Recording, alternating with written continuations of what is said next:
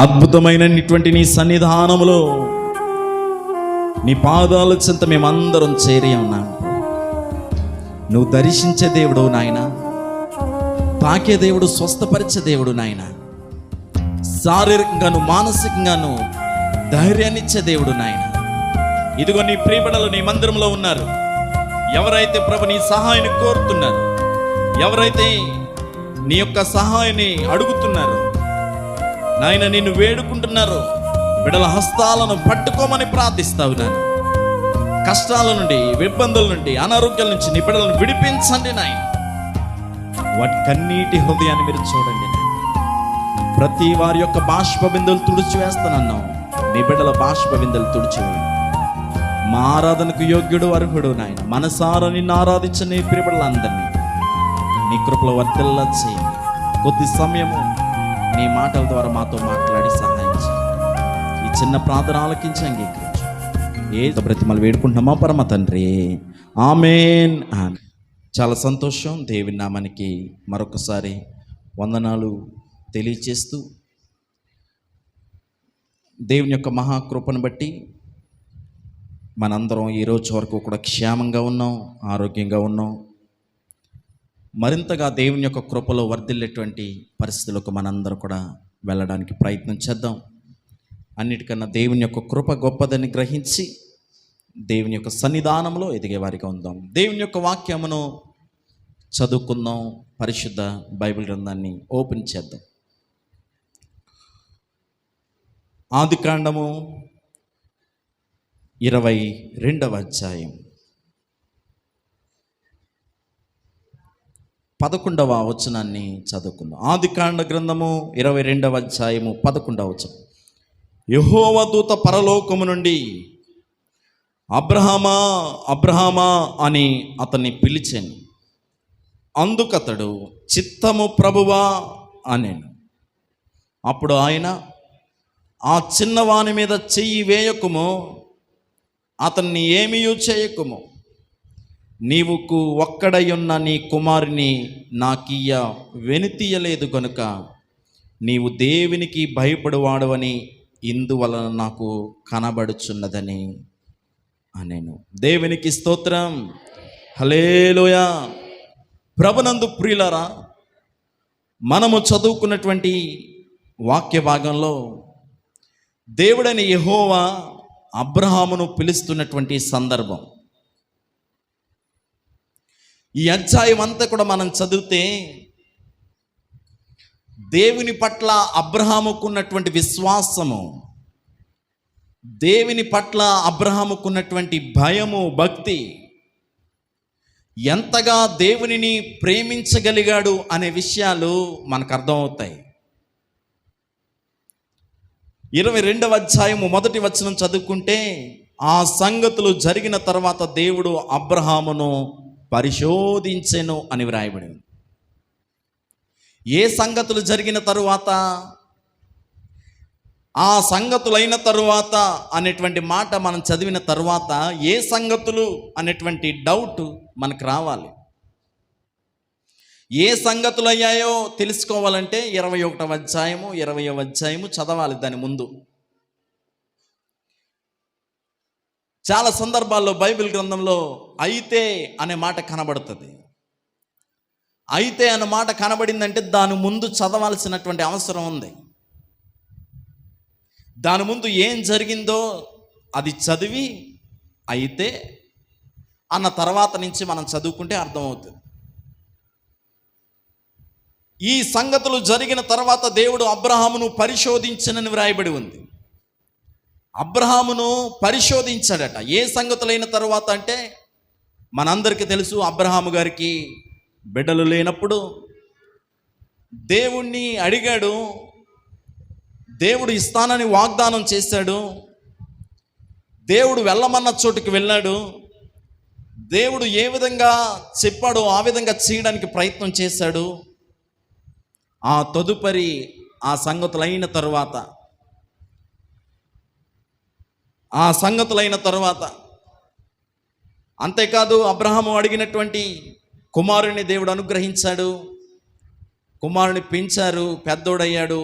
ఆ సంగతులైన తరువాత ఇప్పుడు దేవుడు అడుగుతా ఉన్నాడు, ఏమన్నా తెలుసా? అబ్రహాము ఎట్లనగా ఆయన అబ్రహామా అని పిలువగా అతడు చిత్తము ప్రభువా నేను. అప్పుడు ఆయన, నీకు ఒక్కడై ఉన్న నీ కుమారుని అనగా నీవు ప్రేమించి ఇస్సాకును తీసుకుని మోరియా దేశమునకు వెళ్ళి అక్కడ నేను నీతో చెప్పబో పర్వతంలో ఒక దాని మీద దహన బలిగా అతను నర్పించమని చెప్పాను. ఇస్సాకు వాగ్దాన పుత్రుడు. ఇస్సాకు అబ్రహాముకి దేవుడిచ్చినటువంటి వాగ్దాన పుత్రుడు, ఏకైక పుత్రుడు, దేవుడు అనుగ్రహించినటువంటి బహుమానం. పాత నిబంధన కాలంలో ఉన్నటువంటి ఇస్సాకు క్రొత్త నిబంధనలో ఉన్నటువంటి యేసు క్రీస్తు వారికి సాదృశ్యంగా కనబడతాడు. మీరు అర్థం చేసుకోవచ్చు, ఇస్సాకు యొక్క జీవితము యేసు క్రీస్తు వారికి క్రొత్త నిబంధనలో సాదృశ్యంగా కనబడతాడు. ఇస్సాకు ఏకైక కుమారుడు, యేసు క్రీస్తు వారు ఆయన ఏకైక కుమారుడు, జనతైక కుమారుడు. కాబట్టి ఇస్సాకును బట్టి మనం యేసు క్రీస్తు వారిని పోల్చుకుని మనం చదువుకోగలిగితే చాలా విషయాలు రాయబడతాయి. అబ్రహాము ఏ విధంగా అయితే ఇస్సాకును బలి ఇవ్వడానికి సిద్ధపడ్డాడో, క్రొత్త నిబంధనలో తండ్రి అయిన దేవుడు తన కుమారుని బలి ఇవ్వడానికి ఆయన సిద్ధపడ్డాడు. ఇస్సాకు బలి ఇచ్చేటప్పుడు మోరియా పర్వతం మీదకి తన మీద చీల్చబడినటువంటి కట్టెలను పట్టుకుని వెళ్తున్నాడు. తండ్రి చేతిలో నిప్పు, కత్తి ఉన్నాయి. క్రొత్త నిబంధనలో యేసుక్రీస్తు వారి భుజాల మీద మ్రాను ఆయన భుజాల మీద ఉంది.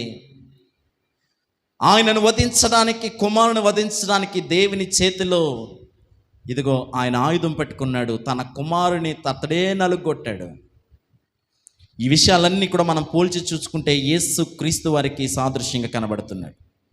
ప్రభునందు ప్రియులారా, వాక్యాన్ని విందాం. అబ్రహామును దేవుడు పరిశోధించాడని వ్రాయబడి ఉంది. అవును, మన దేవుడు పరిశోధించే దేవుడే, శోధించే దేవుడు కాదు. చాలామంది అనుకుంటారు దేవుడు మాకు శోధన పెట్టేస్తున్నాడండి. నయోమి అలాగే అన్నది, దేవుడు నన్ను రిక్తురాలుగా చేసేసాడు, దేవుడు నన్ను శోధిస్తూ ఉన్నాడు అంది. దేవుడేమి శోధించడు నిన్ను, దేవుడు నిన్ను పరిశోధిస్తాడు, నిన్ను పరిశీలన చేస్తాడు. నీవు కూర్చుండడం ఆయనకు తెలుసు, నీవు లేవడం ఆయనకు తెలుసు, నీవు నడవడం ఆయనకు తెలుసు, నువ్వు వెళ్ళడం ఆయనకు తెలుసు, నీవు ఆలోచించడం ఆయనకు తెలుసు. అన్నీ ఎరిగిన దేవుడు ఆయన. నీవెక్కడ ఉన్నావో, ఎలాగున్నావో, ఏ స్థితిలో ఉన్నావో, నీ పరిస్థితి ఏంటో ఎరిగిన దేవుడు ఆయన. నీ బాధ పక్కోళ్ళకి తెలియకపోవచ్చు, నీలో ఉన్న బాధ నీ భార్యకు తెలియకపోవచ్చు, లేకపోతే నీవులో ఉన్న భార్య నీ పిల్లలు అర్థం చేసుకోలేకపోవచ్చు. కానీ ఎవరు అర్థం చేసుకుంటారో తెలుసా? నీ దేవుడు అర్థం చేసుకుంటాడు. నువ్వు ఎంతగా కుమిలిపోతున్నావో, ఎంతగా ఆధార్యపడుతున్నావో, ఎంతగా ప్రయాసపడుతున్నావో, ఎంతగా విశాలంగా ఆలోచన చేస్తున్నావో అన్నీ ఎరిగిన దేవుడు ఆయన. కాబట్టి నీ మనసును ఎరిగిన వాడని గ్రహించి ఆయన మీద ఆధారపడు. కొన్ని సందర్భాలలో సమస్యలు వచ్చినా, కొన్ని సందర్భాలలో ఇబ్బందులు వచ్చినా, కొన్ని సందర్భాలలో ఇదిగో మానసికంగా కృంగిపోయినా నీవు ధైర్యంగా ఉండు. దేవుడు నిన్ను చూస్తున్నాడని. దేవుని కలిగిన నీవు ధైర్యంగా ఉండాలి. దేవుని కలిగిన నీవు కృంగిపోకూడదు, బలహీనపడబడకూడదు, నీరసించిపోకూడదు. దేవుని కలిగిన నీవు ధైర్యంగా ఉండాలి. దేవునికి స్తోత్రం, హల్లెలూయా. అబ్రహాముకు దేవుడు వాగ్దానం చేసిన పుత్రుని ఇచ్చాడు. ఎన్నో సంవత్సరం? 100 సంవత్సరంలో. అప్పటికే 25 సంవత్సరాలు కనిపెట్టాడు కుమారుడి కోసం. దేవుని యొక్క శక్తి ఎంత గొప్పదో చూడండి. 90 సంవత్సరాల వయసు తన భార్యది, 100 సంవత్సరాల వయసు అబ్రహాముది. చెప్పి 25 సంవత్సరాలు దాటింది. ఈ సమయంలో దేవుడు శారమును దర్శించాడు.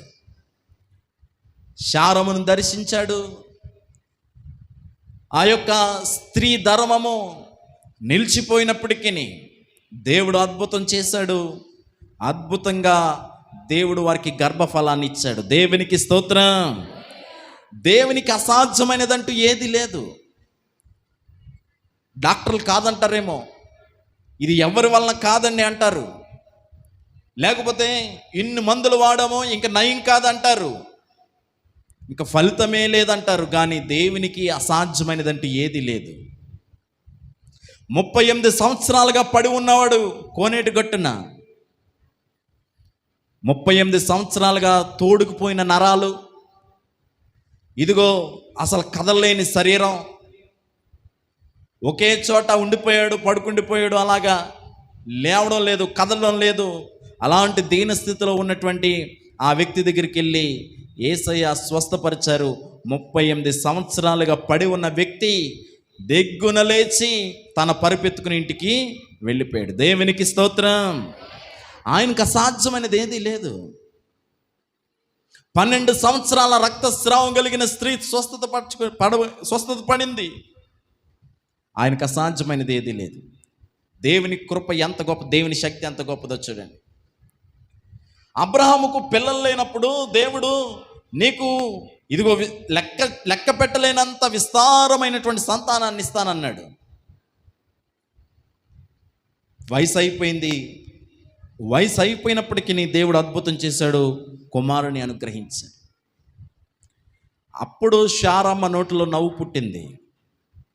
యేసుక్రీస్తు అని అర్థం పోల్చుకోవాలని చెప్పాను కదా. పాత నిబంధన గ్రంథంలో ఇస్సాకు గర్భాన పడగానే శారమ్మ నోటిలో నవ్వు వచ్చింది. వృద్ధురాలి యొక్క జీవితంలో దేవుడు అద్భుతం చేశాడు. ఇక్కడ క్రొత్త నిబంధనకి వెళితే అక్కడ కన్య మరియా, వివాహం కాని ఒక స్త్రీ గర్భం దాల్చడం, ఇదిగో లోకానికి ఆనందము,